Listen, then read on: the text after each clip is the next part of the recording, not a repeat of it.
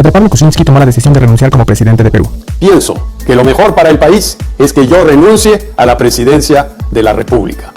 He decidido disolver constitucionalmente el Congreso y llamar a elecciones de congresistas de la República.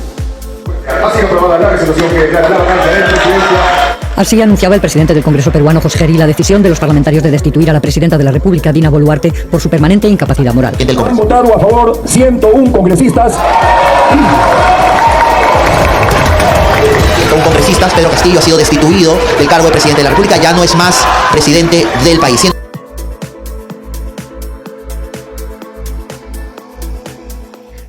What's up, buddy? En este video quiero contestar a ¿por qué tanta inestabilidad política en el Perú? ¿Por qué tantos expresidentes hemos tenido? Y bueno, para entender esto, voy a tocar 5 puntos. El primer punto es explicando cómo funciona el poder en el Estado peruano. El segundo punto es dónde nace el choque, dónde nace la confrontación entre el legislativo y el ejecutivo. Como tercer punto, voy a estar tocando cosas en común que han tenido los expresidentes para ser tan débiles frente al legislativo. Como cuarto punto, voy a tocar el cambio que nos traen para este 2026, que es la bicameralidad asimétrica. Ese cambio solo será dado en el legislativo. Como quinto punto, quiero dar una perspectiva de cuál sería el mejor escenario para que el presidente electo en este 2026 termine su mandato. Ok, empecemos. Ok, el poder en el Estado peruano está dividido en 3 poderes. El poder ejecutivo, legislativo y judicial. El judicial tiene poder, sí, y solo entra en juego o solo aplica su poder cuando el ejecutivo y el legislativo están en conflicto. Ellos son como un árbitro, como un intermediario. Su rol principal es interpretar y aplicar las leyes. Y por otro lado tenemos a los 2 personajes principales de la historia. Tenemos al ejecutivo y al legislativo. ¿Quién es el ejecutivo? Vendría a ser el presidente y sus ministros. Su rol principal de ellos prácticamente es gobernar el país el día a día y aplicar leyes, más nada. Y por otro lado, el Poder Legislativo está conformado por 130 congresistas.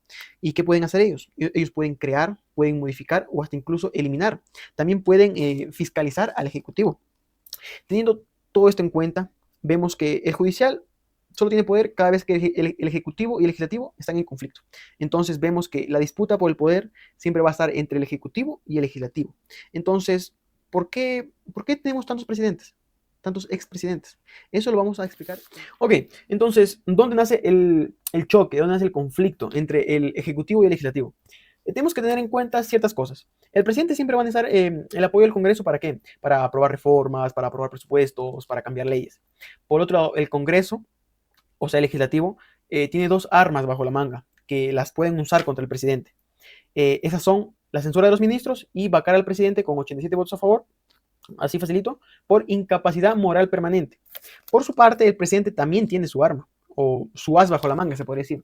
Él puede disolver el Congreso en caso que se le niegue 2 veces la confianza.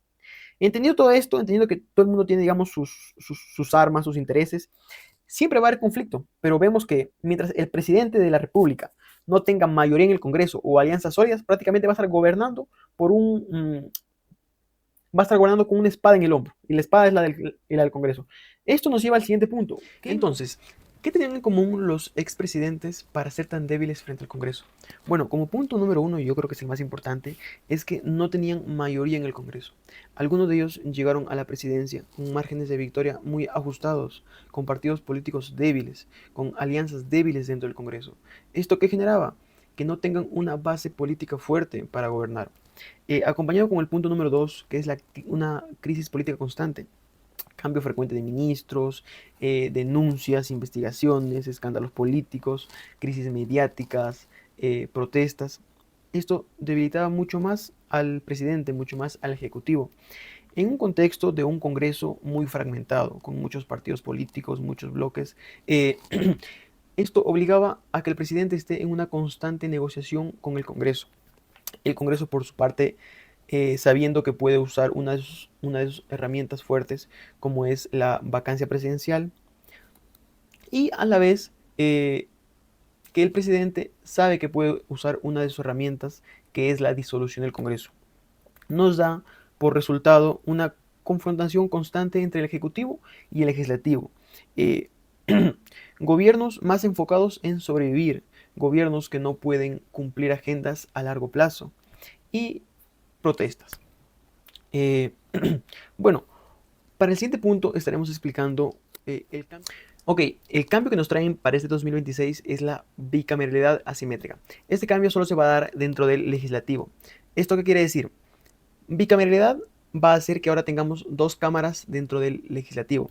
La Cámara de 130 diputados y la Cámara de 60 senadores.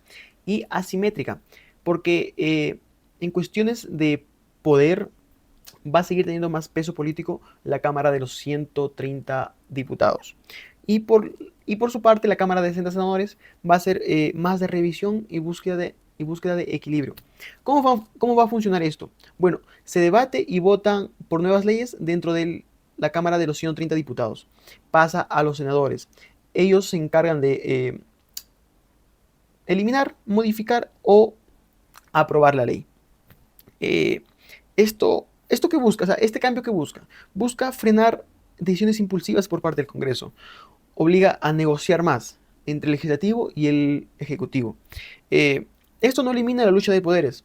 Si tenemos en cuenta, pareciera que la hace más compleja o más lenta.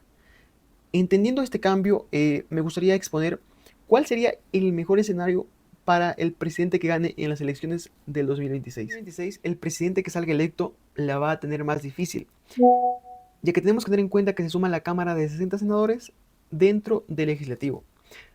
Entonces, ¿qué tendría que tener el futuro presidente electo para que dure su mandato? Necesita 5 cosas. Como primera, necesita una mayoría o una alianza estable dentro del Congreso. 2, necesita, no la mayoría, pero sí una cantidad importante dentro de la Cámara de Senadores. 3, necesita una coalición estable entre partidos políticos. 4, necesita una economía estable. Y 5, una alta aprobación los primeros años de su mandato. Como mínimo los primeros 2.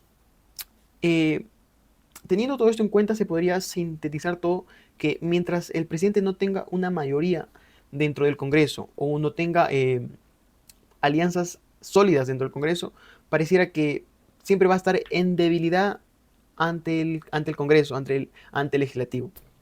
Entonces, este sería el final del video, chicos.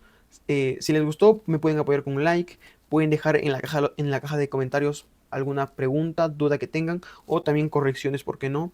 Y bueno, este es el primer video de este canal, espero que no sea el último, no va a ser el último. Y bueno, chao chao, les deseo lo mejor, hasta el siguiente video.